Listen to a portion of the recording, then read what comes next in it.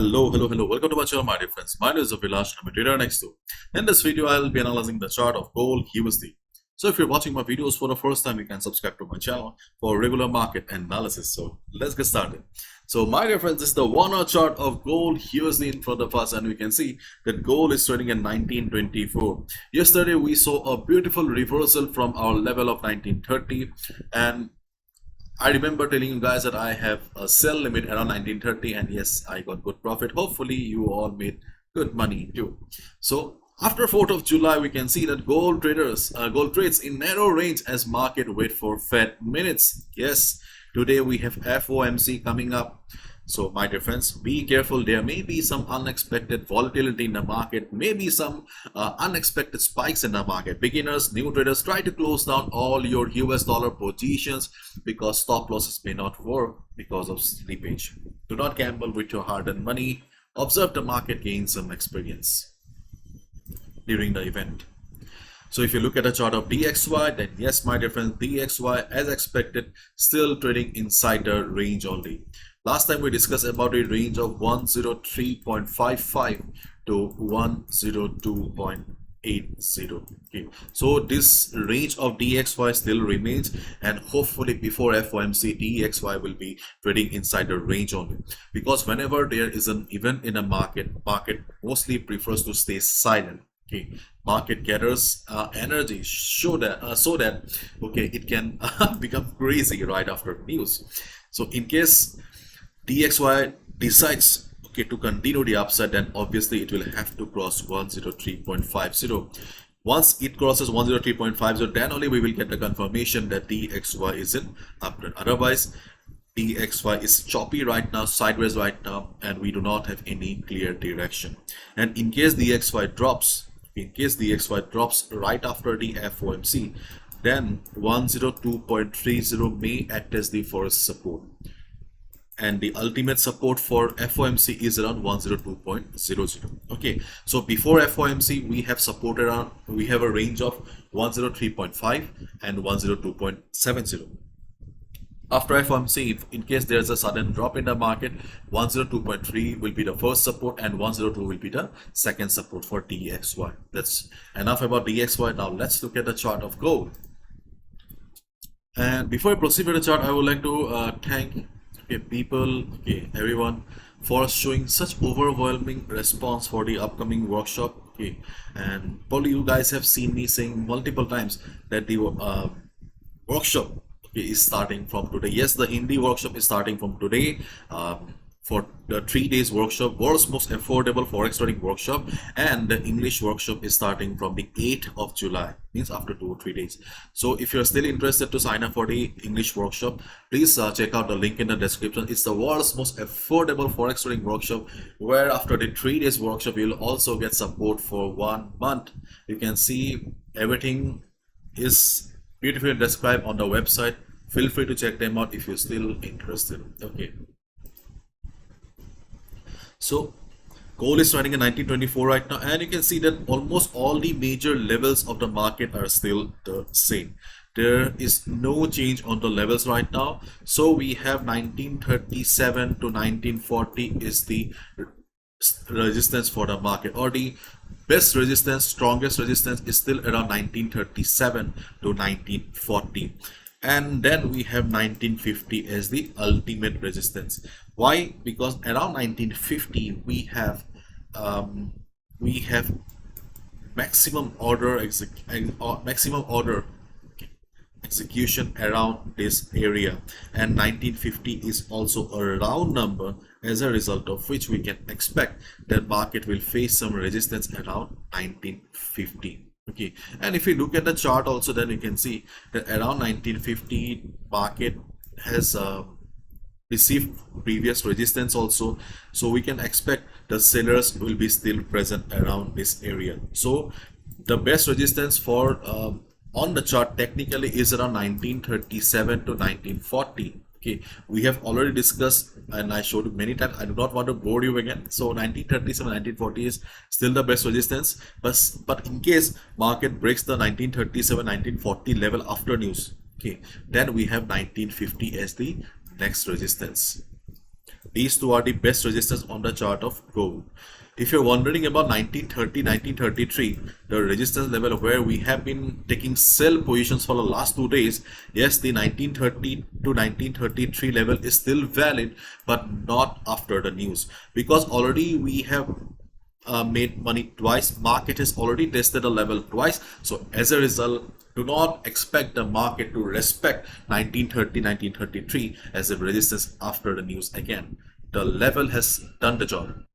But before FOMC, in case the volatility of the market remains like this, means the size of the candles are remain like this, means very less volatile, volume is also less. In this situation, you can expect 1930, 1933 to work as resistance. Otherwise, in case of a good amount of volume, it comes up, then obviously 1930 to 1933 will not be able to hold the market. So volatility will decide whether market 1930-33 will work as resistance or not. So observe the market during the European session, because right now during the Asian session, I don't think so market will be heading towards 1930-33. It doesn't have the strength right now. By the European session, if market gains some momentum, some strength, observe the size of the candle, you'll get the answer. If you see market is struggling around this area, if you see market is showing price rejection from above, market forming shooting star kind of a pattern, we'll get the confirmation that okay, market is facing selling pressure and we can go for a sell position. So 1933, 33 is not a very strong resistance right now.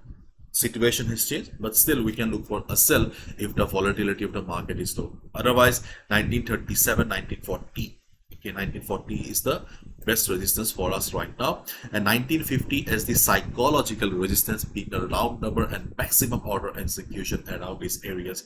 Couple of days ago I also showed you the contracts data, where I showed that thousands of contracts are piled up around 1950 level. So yes, the sellers are still present. If you look at chart perm, then we can see that last week also chart perm has done a pretty decent job. On 15 minutes time frame, most of the signals have given us 30-40 pips and more than that also. And today also we have received a buy sign from the chart perm. If you're wondering where is the buy, then my dear friends, not only the buy and sell signs by the Market Oracle Pro, these levels, the oscillator pro, the oscillator at the bottom also gives us buy and sell signals. The green arrow here marks the buy level. The green arrow here also marks the buy level, and if you see a red arrow, it marks the sell level. So the oscillator not only tells you about the overbought, oversold levels, it also marks the divergences for you and also gives us buy and sell signals. It doesn't matter whether you're looking for signals or buy and sell levels, but if you are a trader and if you really want to take your analysis to the next level, then also chart prem can be a big help, because you can see the lines on the middle of the chart are the dynamic support and resistances. So they have three powerful indicators: Market Oracle Pro, Market Dynamics Pro, those who love to trade on smart money concept, chart pattern detection, candlestick pattern detection. Market Dynamics Pro is a big help, and Prime Oscillator Pro, okay, that marks the overbought, oversold levels, divergences, and the buy and sell levels as well. So Chart Prime is a big help. It's an awesome tool. So if you really want to take your trading to the next level, then you can definitely check out. Right now, Chart Prime is giving a 30% off. Okay, you can scan the QR code on the screen. You can also click on the I button on the screen or check out the link in the description. Feel free to check them out. On the other hand, in case market drops before FOMC, okay, in case market drops before FOMC, then we have 1960 as the first support, and then we have 1911 to 1909 as the second support.